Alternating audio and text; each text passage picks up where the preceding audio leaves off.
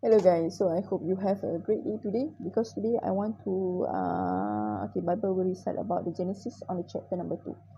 Pada hari ini Injil akan memberitakan tentang fasa kejadian yang ke nombor 2. Okey, pada firman Tuhan pertama, demikianlah disesakannya langit dan bumi dan segala isinya. Ketika Allah pada hari ketujuh telah menyelesaikan pekerjaan yang dibuatnya, itu berhentilah ia pada hari ketujuh dari segala pekerjaan yang telah dibuatnya itu. Lalu Allah memberkati hari ketujuh itu dan menguduskannya kerana pada hari itulah ia berhenti dari segala pekerjaan penciptaan yang telah dibuatnya.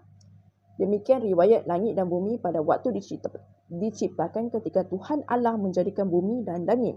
Belum ada semak apapun di bumi, belum timbul tumbuh-tumbuhan apapun di padang sebab Tuhan Allah belum menurunkan hujan ke bumi dan belum ada orang yang mengusahakan tanah itu.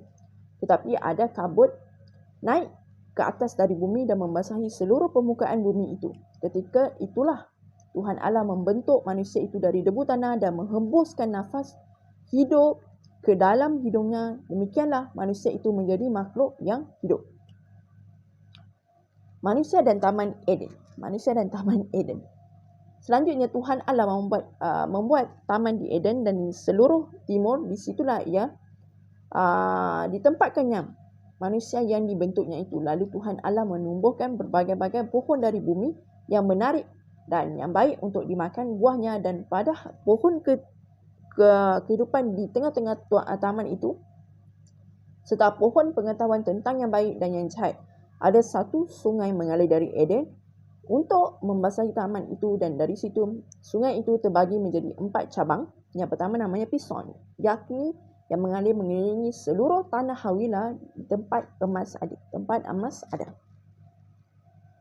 Dan emas dari negeri itu baik. Di sana ada damar berdolar dan batu krips rosas. Nama sungai yang kedua ialah Gihon, yakni yang mengalir mengelilingi seluruh tanah Kush. Nama sungai yang ketiga ialah Tigris, yakni yang mengalir di sebelah timur Asyur. Dan sungai yang keempat ialah Efrat. Tuhan Allah mengambil manusia itu dan menempatkannya di dalam Taman Eden untuk mengusahakan dan memelihara taman itu. Dan untuk memelihara taman itu. Lalu Tuhan Allah memberi perintah ini kepada manusia. Semua pohon dalam taman ini boleh kau makan buahnya dengan bebas. Tapi pohon pengetahuan tentang yang baik dan yang jahat itu janganlah kau makan buahnya, sebab pada harinya engkau memakannya pastilah engkau mati.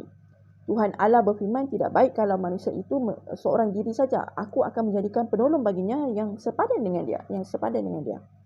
Lalu Tuhan Allah membentuk dari tanah segala binatang hutan dan segala burung di udara. Dibawanya lah semua kepada manusia itu untuk melihat bagaimana ia menamainya, dan seperti nama yang diberikan manusia itu kepada Tuhan makhluk yang hidup, demikianlah nanti nama makhluk itu. Manusia itu memberi nama kepada segala ternak, kepada burung-burung di udara dan kepada segala binatang hutan, tetapi baginya sendiri itu tidak menjumpai penolong yang sepadan dengan dia. Lalu Tuhan Allah membuat manusia itu tidur nyenyak. Ketika ia tidur, Tuhan Allah mengambil salah satu rusuk daripadanya lalu menutup tempat itu dengan daging. Dan daripada rusuk yang diambil Tuhan Allah dari manusia itu dibangunnyalah seorang perempuan, lalu dibawanya kepada manusia itu, lalu berkata, manusia itu inilah dia, tulang dari tulangku dan daging dari dagingku. Ia akan dinamai perempuan sebab ia diambil dari laki-laki. Sebab itu seorang laki-laki akan meninggalkan ayahnya dan ibunya dan bersatu dengan isterinya sehingga keduanya menjadi satu daging. Mereka keduanya telanjang, seorang manusia dan isterinya itu, tapi mereka tidak berasa malu. Itulah tentang pasal kejadian yang ketiga, Genesis on chapter 2. Iaitu manusia dan Taman Eden, dan bagaimana Tuhan Allah menciptakan manusia yang diambil dari tulang rusuknya dan dibuatnya rupa bentuk manusia dan didamainya dengan perempuan. Kemudian perempuan dan laki-laki itu bertelanjang tanpa rasa malu. Begitulah tentang pasal kejadian pada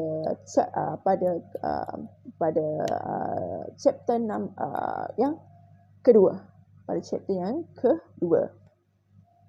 Semoga Tuhan sentiasa menyayangi kita dan memberkati kita selalu. Amin.